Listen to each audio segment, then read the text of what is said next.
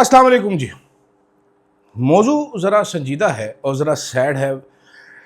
बात करना चाहूँगा जो इस मुल्क में खेल खेला जा रहा है एक साइज़ के डंडे का। साथ बलूचिस्तान के ऊपर बात करना चाहूँगा। आखिर क्या ही वजह है कि सबको एक साइज़ का डंडा मार रहा है। इस पे मैं कुछ रोशन ख़यालात डालना चाहूँगा। बलूचिस्तान का जो हालात है, सरफ़राज़ बुगटी साहब और ये हुकूमत हमें बताती है कि बलूचिस्तान में बहुत तरक्की हो रही है। मतलब बातें करने और हाय रब्बा! 70 की दहाई 80 की दहाई में फंस के रह गए हैं लूप में। अयूब खान और ज़ियाउल हक की प्ले बुक्स में हम लोग उलझ कर रह गए। हकीकत से किसी का कोई ताल्लुक़ नहीं रह गया। हकीकत उतनी ही दूर है हम सब लोगों से जितने मेरे ये डोले मेरे से दूर हो चुके हैं, ख़त्म होते चले जा रहे हैं। बलूचिस्तान में क्या हो रहा है, कितना ही आसान हो सकता था, कितना मुश्किल हो चुका है। फिर ये बुज़दार मॉडल क्या है? क्या पूरे मुल्क पर बुज़दार मॉडल लागू कर दिया गया या सिर्फ तहरीक इंसाफ के ऊपर है ये बुज़दार मॉडल? मेरे दोस्त फवाद चौधरी साहब ने आज बात की है इसके ऊपर, तो मैं इसके ऊपर आज मज़ीद बात करूँगा।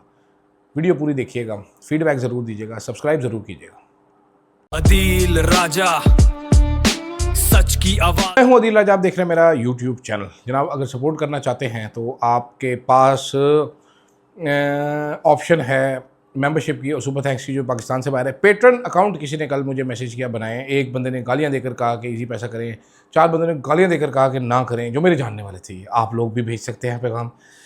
तो पेट्रन अकाउंट के बारे अब पेट्रन अकाउंट भी इस मिक्स में शामिल हो गया है। ये अभी तक ये डिबेट चली जा रही है। ये अहमद अली खान साहब ने कल मुझे फ़ोन करके भी इस बहस की है इस मामले में कि मैं करके छोड़ूंगा। मैंने कहा okay sir.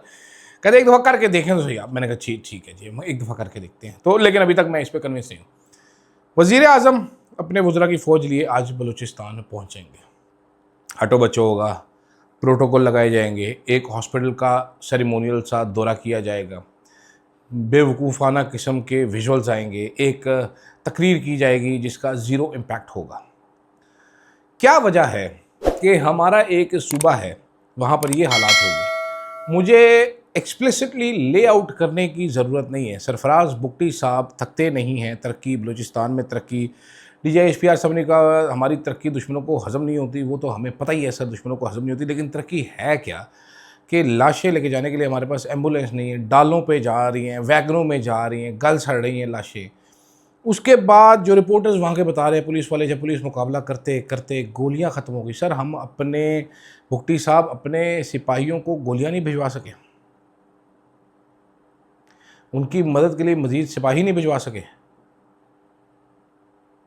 These are the questions that need to be asked. मतलब मुझे अगर कल राणा सनाउल्लाह साहब कह रहे थे हमें पता है रा ने BLA और TTP को इकट्ठा कर दिया, उनकी ट्रेनिंग करवा रहे हैं। सर आपको पता है तो आप कर क्या रहे हैं इस बारे में?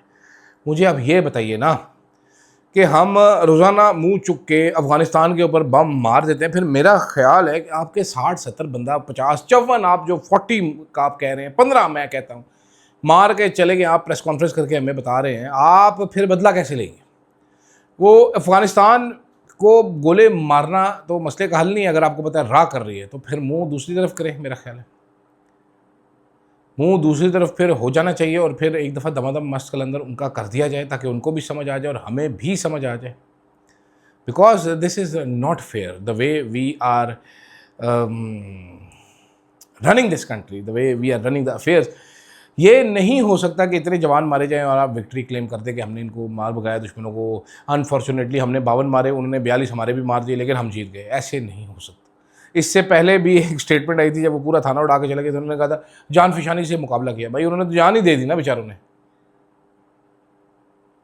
सवाल अनकंफर्टेबल पूछने पड़ेंगे, अनकंफर्टेबल है लेकिन पूछने पड़ेंगे। पाकिस्तान में कोई भी नहीं पूछता सिक्योरिटी फेलियर का। ये मतलब इतनी बड़ा सिक्योरिटी फेलियर है।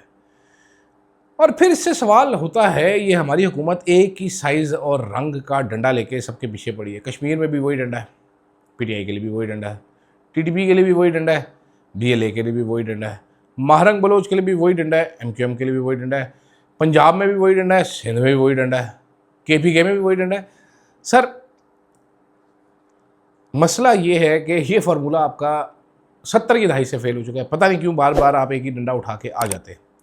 शहबाज शरीफ साहब को चाहिए हर एक के लिए कम से कम इतनी एफर्ट ज़रूर करें, अलग-अलग डंडे रखें। सबके लिए एक पॉलिसी नहीं हो सकती। टीएलपी और टीटीपी को एक ही तरीके से गोलियां नहीं मारी जा सकती। कश्मीरियों को और पीटीआई को एक ही तरीके से आप डील नहीं कर सकेंगे। आप बीएलए को और बलोचों को एक ही तरीके से डील नहीं करेंगे। Once you do this you create problems. You are creating new problems to old problems. ठीक है, instead of creating issues you are creating more problems. आपका जो इशू है वो एक और प्रॉब्लम है।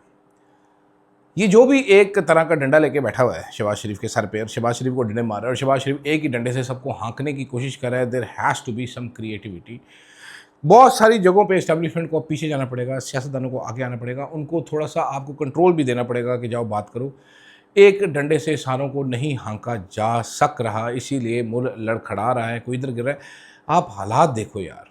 वो कह रहे हैं हमारे जो शोधा हैं उनके फेसेस डिफेस कर दिए, कोई कह रहा है आंखों में गोली हमारी, लाशें सड़ गई हैं, वहाँ पर कोई लेने के लिए सिक्योरिटी वाला नहीं जा रहा था। फिर कल बोइंग हुई एफसी वालों की, जिस तरह हॉस्पिटल में नारेबाजी का सामना करना पड़ा। ये सारी चीज़ें आपके सामने। शहबाज शरीफ से बड़ा आइंस्टाइन कौन किसी को मानेगा कि बलोचों की सूरत में एक दो उम्मीदें थी। मैं आपको समझाता हूँ। आपको बड़ा दुख हो सकता है, एस्टेब्लिशमेंट को बड़ा दुख हो सकता है उससे, लेकिन ज़रा सुनिएगा लॉजिकल बात। सारे अगर महारंग बलोच के पीछे खड़ोगे थे बलोच, तो उसको इंटीग्रेट करने में क्या मसला है? इतने सारों से डील करना है या एक से डील करना आसान था? रियासत किसी से बात नहीं करती, रियासत इस तरह करके देखती रहती है, रियासत की नाक से ठुएं गिरते हैं। Don't be stupid, don't be stupid, be creative, be flexible, be fluid, ताकि आप पानी की तरह फ्लूइड हो, हर जगह से रास्ता बना के गुजर जाएं।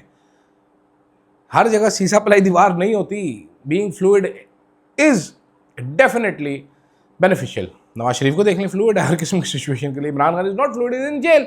Nawaz Sharif is fluid, Nawaz Sharif king maker बना बैठा है, इधर अपनी पार्टी, अपना भाई वज़ीर आज़म लगवाया, अपनी बेटी वज़ीर आज़म लगवाई, करप्शन के केसेस माफ़ करवाए, सब कुछ कराया। Be fluid.